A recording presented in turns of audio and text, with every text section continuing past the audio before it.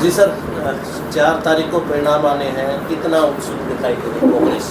देखिए, मैं तकरीबन पूरे हरियाणा में मैं गया और जो लोगों का रुझान देख रहे हैं उसके तरफ से साफ नज़र आ रहा है कि लोगों का रुझान कांग्रेस के पक्ष में है और उसके हिसाब से मैं कह सकता हूँ उसके आधार पे कि क्लीन स्वीप भी हो सकती है।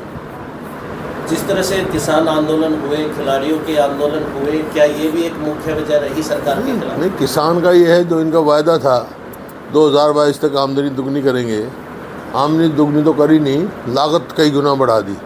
तो किसान भी परेशान है, मजदूर भी परेशान है, व्यापारी कर्मचारी सब परेशान है सरकार से, चाहे शहरी हो चाहे ग्रामीण हो। तो इस वास्ते हर वर्ग का, हर 36 बिरादरी का रुख कांग्रेस की ओर है। जो सोनीपत से भाजपा के प्रत्याशी हैं सर, भाजपा के प्रत्याशी उन्होंने गड़बड़ी करने के आरोप लगाए हैं, तो फर्जी वोट करने के आरोप लगाए हैं, और उन्होंने कहा कि भीतरी घात हुआ। नहीं, भीतरी घात का तो मैं क्या बता सकता हूँ, उनकी पार्टी का मामला है। लेकिन जहाँ तक फर्जी बात है, ये फर्जी बोगस हो या कोई पोलिंग हो तो ये उस समय पोलिंग एजेंट होते हैं, हर कैंडिडेट होता है, वहाँ ऐतराज़ होना चाहिए, उसका निवारण होता है। ये मेरे ख्याल में हरियाणा में पहली बार हुआ है जहाँ कोई रिपोल नहीं हुआ पूरे इलेक्शन में, शांतिप्रिय ढंग से हुए। ये हरियाणा के लोगों को मैं हार्दिक मुबारकबाद भी देता हूँ, बधाई भी देता हूँ कि कोई अप्रिय घटना नहीं घटी। नहीं, आमतौर पर चुनाव पे घट जाती है। बड़ा शांतिपूर्ण चुनाव हुआ है और ये काम तो इलेक्शन कमीशन का है, उसको वहाँ कंप्लीट करनी चाहिए। सत्ता पक्ष होते हुए उनकी सरकार प्रदेश में थी, उसके बावजूद सरकार के अलावा इलेक्शन कमीशन का कंट्रोल होता है, इलेक्शन एजेंट होते हैं, वो पोलिंग एजेंट होते हैं। उन्हें कितनों ने ऐतराज़ किया, क्या हुआ, क्या उसका निवारण इलेक्शन कमीशन करता है, इलेक्शन कमीशन को करना चाहिए। पूर्व मुख्यमंत्री मनोहर लाल खट्टर वो कह रहे कि अधिकारियों ने गड़बड़ की है, उसी को लेकर 4-5 अधिकारी ऐसे भी हैं जिन पर कार्रवाई हुई है, और बड़े स्तर पर जो बदली जो अधिकारियों का ट्रांसफर है वो भी ऐसा है। प्लान बनाया जा रहा है। ये भाषा जो है बौखलाई हुई भाषाएं हैं। मतलब ये साफ कहता है कि वो अपनी हार स्वीकार कर चुके हैं, क्योंकि ये तो खुद स्वयं लड़ रहे हैं चुनाव। वहाँ कितने पोलिंग एजेंटों का एतराज़ किया उन्होंने, कहाँ किया, किसके यहाँ किया, इलेक्शन कमीशन ने क्या फैसला किया। रिटर्निंग अफसर हैं, उनके कानून है, कायदा है। पूर्व प्रधानमंत्री हैं मनमोहन सिंह, उन्होंने कहा कि प्रधानमंत्री की मर्यादित भाषा नहीं है, वो अपनी अलग भाषा। देखिए, कोई भी अगर उच्च पद पर बैठा हो तो मर्यादित भाषा तो होनी चाहिए। जब से चुनाव शुरू हुए हैं लगभग 75 दिन का समय है और आज 7वें चरण के मतदान के लिए है, प्रचार समाप्त हो गए। जिस तरह से भारतीय जनता पार्टी ने 400 पार का नारा लगाया था और पीठ पे चुनाव जा रहा था, लेकिन आज स्थिति ये है, लोग ये पूछ रहे हैं कि सरकार किसकी बनी थी। नारा तो बहुत आसान है लगाना, यहाँ भी हरियाणा में तो 75 पार लगाया था नारा, क्या हुआ, आधी आई। कह चुका हूँ 400 पार नारा, वो तो सबका प्रेरोगेटिव है, अपनी अपनी पार्टी के उसकी वो है, कुछ भी लगा सकते हैं।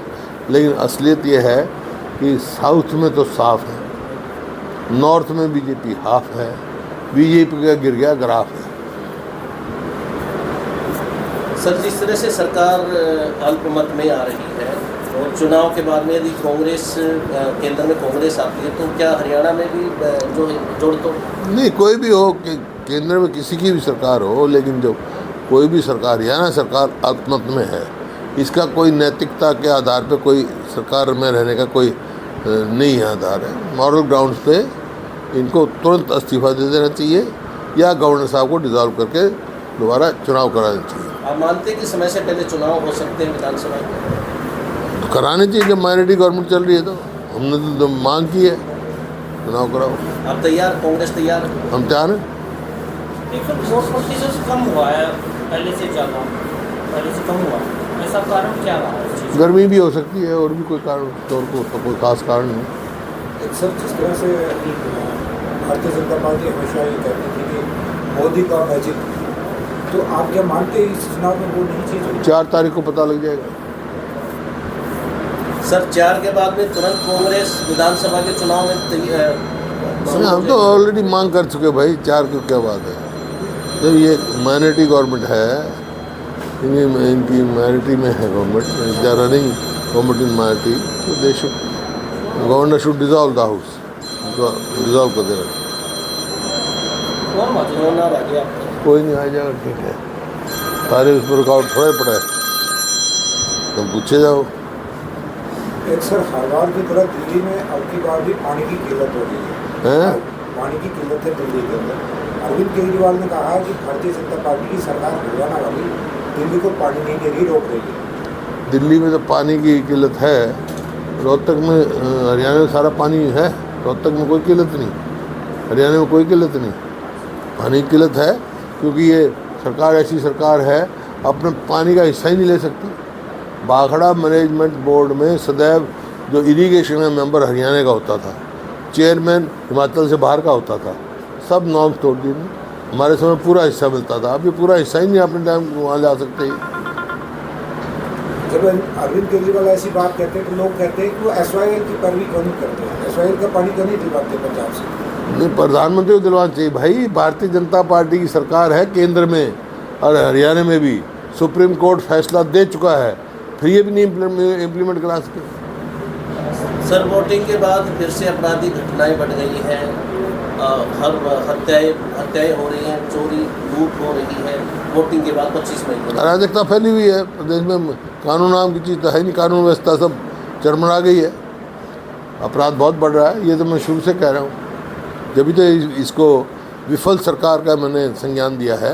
ये विफल सरकार है, नॉन परफॉर्मिंग गवर्नमेंट है।